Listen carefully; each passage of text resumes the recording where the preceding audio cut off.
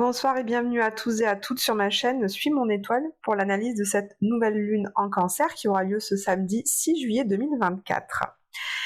Alors moi je suis Anne-Laure et je guide les personnes qui ont besoin de trouver plus de sens dans leur vie afin de mener une vie qui soit vraiment beaucoup plus alignée à ce que l'on est, à ce que l'on vibre, à ce que l'on ressent intérieurement.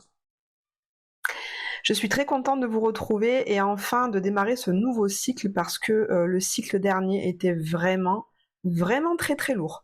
Je ne sais pas comment vous l'avez vécu, mais vraiment autour de moi, mais le nombre de personnes qui ont souffert, rupture sentimentale, changement professionnel, des maladies, des deuils, enfin c'était un truc mais lourd. Je sais pas vous, mais laissez-moi des commentaires pour m'expliquer un petit peu ce que vous avez traversé là ces 28 derniers jours. Mais moi j'ai vu des choses, c'était même moi-même, hein, j'ai traversé pas mal d'émotions. C'est beaucoup d'émotions en fait. C'était des hauts, des bas, un coup de la tristesse, un coup de la colère, un coup de la grande joie. Enfin, c'était quelque chose de hyper instable, très déstabilisant, très inconfortable et très challengeant aussi au niveau intérieur et personnel. Donc dites-moi un petit peu ce que vous avez traversé, comment vous l'avez vécu, mais voilà, c'était quand même très compliqué.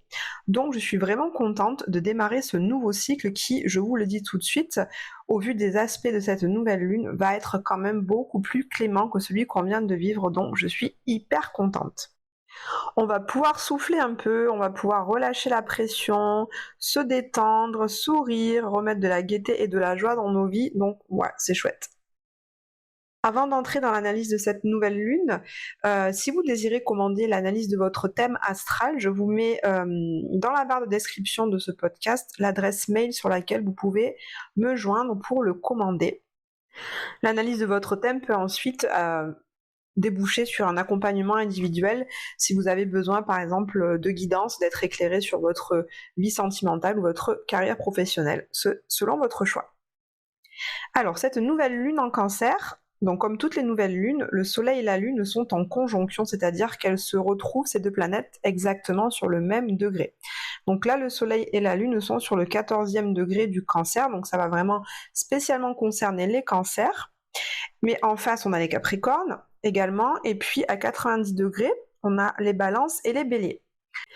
Ces deux luminaires, ces deux astres, le soleil et lune, se trouvent également dans une maison, ici la maison 4. Donc en fait, quand on analyse une nouvelle lune, il faut regarder tous ces aspects-là. Il faut regarder le signe et puis également la maison dans laquelle se trouvent les planètes. Donc là, en fait, on va vraiment être, les amis, dans les énergies très cancer, puisque le cancer est un signe qui est gouverné par la lune. Donc la lune est à domicile, on dit qu'elle est chez elle. Et en plus, la maison 4 est la maison du cancer et de la lune. Donc vraiment, les trois concordent ensemble pour qu'on ait vraiment des énergies très cancer. Et je vais vous les détailler ici tout de suite. Donc le cancer, ce mois-ci, va nous parler de famille, du foyer et aussi du passé. Donc vous pourrez ressentir dans vos vies très certainement une prédominance faite, une importance mise, une lumière, voilà, qui va être faite vraiment sur ces trois domaines-là. Donc la famille, les relations familiales, le foyer, c'est-à-dire le foyer, les personnes qui composent votre foyer, mais également le foyer physique, et puis tout ce qui concerne votre passé, nos racines, ce qui nous vient d'ailleurs, mais des fois de très lointain, le transgénérationnel autrement dit. Donc là, la famille va être concernée. Donc vous pourrez c'est peut-être l'occasion lors de ce cycle justement d'avoir des discussions au niveau familial, d'avoir des discussions avec les membres de votre famille pour éclaircir certaines choses, certains points qui auraient été un petit peu compliqués ces derniers temps. C'est un bon moment. C'est également un bon moment pour partager beaucoup de repas, de loisirs avec les membres de notre famille. Au niveau du foyer, c'est pareil, on aura envie avec ces énergies de cancer de se retrouver davantage chez soi, dans son cocon. Le cancer, vous voyez, c'est un animal, le crabe, hein, qui est très mou à l'intérieur, mais qui a sa carapace très dure à l'extérieur. Donc c'est un signe qui est très sensible, qui vit beaucoup d'émotions, mais qui ne le montre pas parce qu'il a peur qu'on vienne le blesser. Donc il a vraiment besoin de se protéger. Donc ça va nous faire ressentir un petit peu ça dans les énergies. Les amis, on aura envie d'être un peu plus intériorisé chez nous, à prendre soin de nous, à s'apporter du bien-être, à vraiment se connecter à nos besoins intimes et profonds pour vraiment s'apporter beaucoup de douceur. Le cancer est aussi associé à la douceur. Mais le cancer est aussi associé dans une autre forme, on n'en parle pas suffisamment, au travail. C'est aussi un signe qui est très travailleur, qui vraiment met beaucoup d'énergie dans son travail, et c'est quelqu'un qui ne compte pas ses heures. Donc nous pourrons aussi au cours de ce cycle-là continuer de développer beaucoup d'efforts et de la persévérance dans notre carrière et notre voie professionnelle pour la développer. Le cancer, comme je vous ai dit, et la maison 4 nous parle aussi de notre passé. Donc c'est un très bon moment aussi pour démarrer une thérapie par exemple, ou faire appel à des thérapeutes qui vont vous permettre de travailler sur votre transgénérationnel afin d'aller lever des blocages, lever des choses dont vous avez hérité, qui ne vous appartiennent pas et qui aujourd'hui vous bloquent dans l'avancée dans votre vie, hein, que ce soit au niveau sentimental, professionnel. Parfois on porte des choses de nos aïeux, je sais pas, la croyance que, par exemple, moi je vous donne un exemple, l'argent c'est difficile d'en avoir. Il faut galérer pour gagner de l'argent. Mais ça, je pense que c'est une croyance que j'ai héritée de mes ancêtres par rapport à ce qu'ils ont vécu. Certains d'entre eux ont peut-être vécu une blessure, peut-être qu'il y en avait un qui était très fortuné et d'un coup il a tout perdu, du coup il a souffert terriblement de cette situation, et aujourd'hui moi je porte cette blessure-là qui est que l'argent c'est dangereux en fait. Du coup je fais en sorte de ne pas en avoir énormément parce que ça me fait trop peur après si je dois le perdre, voyez. Donc c'est vraiment le bon moment, le cancer, avec ce cycle de 28 jours là qui s'ouvre à nous, d'aller travailler sur notre passé et notamment sur les croyances qui nous bloquent et qui nous limitent dans l'avancée de notre vie. Au niveau des aspects que forment le Soleil et la Lune, eh bien il n'y en a pas avec d'autres planètes. Donc voilà, on va plutôt regarder les aspects que forment les autres planètes, parce que comme je vous disais, c'est un cycle qui va être beaucoup plus clément, et parmi tous les aspects qu'on peut voir sur la carte du ciel, que vous avez aussi sur votre écran, eh bien il n'y a que un aspect négatif, on va dire un peu tendu. Après il n'y a que des aspects positifs. Donc là je vais commencer par vous parler un petit peu des aspects positifs, on finira par l'aspect un petit peu plus négatif. Donc le premier aspect de ce ciel là, de cette nouvelle lune, donc qui s'ouvre des 28 prochains jours, qui s'ouvre à nous, on a tout d'abord Mars qui est sextile à Saturne. Si vous regardez la carte, vous pourrez le voir et le comprendre. Mars en fait c'est la planète de l'action, donc elle va vraiment nous montrer comment nous allons agir pendant ces 28 jours et où est-ce que nous allons placer nos combats. Là, cette planète se trouve en Taureau. Ça va donc nous parler d'une énergie d'action mesurée qui va nous mettre en sécurité. Mars en Taureau, c'est une énergie où on prend notre temps. En fait, on prend notre temps pour construire. On sait que le chemin sera long, donc on n'est pas pressé, mais parce qu'on veut construire ce chemin de façon durable. Et il se trouve qu'en plus, là, Mars est en sextile à Saturne. Saturne, que vous voyez, est en Poisson. Et Saturne, c'est la planète justement du travail, de la persévérance, de l'effort. Saturne, certes, elle a très mauvaise réputation parce que c'est une planète qui donne quand même beaucoup de restrictions, mais parce qu'elle nous teste, elle nous met toujours à l'épreuve, parce que elle veut voir si on est capable de justement de fournir tous les efforts nécessaires pour arriver au résultat. Saturne nous donne des fruits, nous donne des résultats que si on a vraiment montré qu'on était digne en fait d'obtenir ces résultats.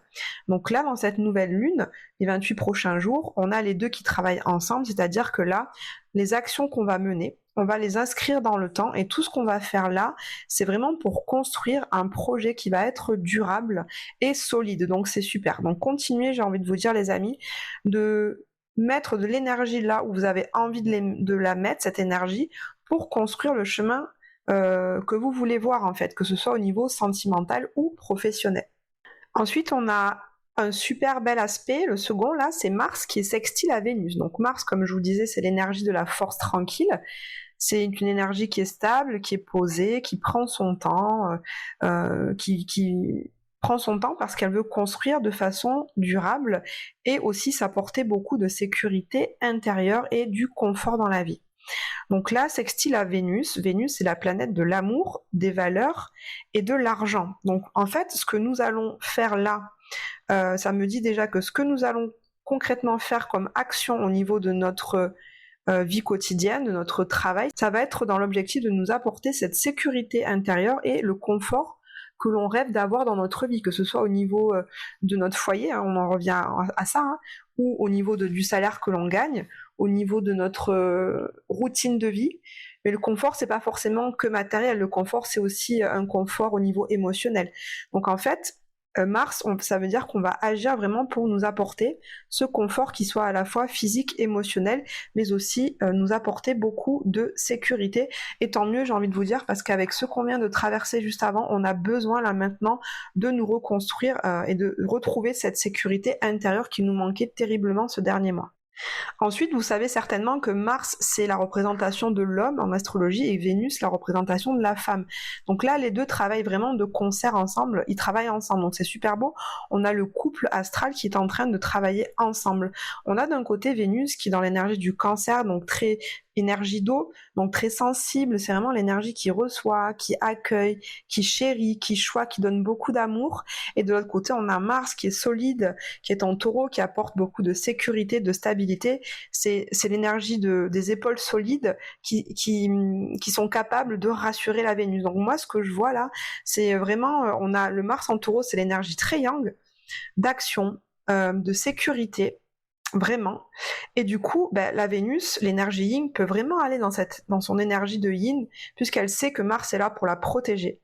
Elle sait que Mars est là pour la réconforter, pour la soutenir. Donc elle peut se laisser aller à sa sensibilité, à son intuition, à recevoir, à choyer, à apporter beaucoup de douceur et d'amour. Donc moi, ce que je vois là, c'est que les couples pour qui ça fonctionne, eh bien, je vois au cours de ces 28 jours, une continuité dans la construction de votre relation stable et très belle.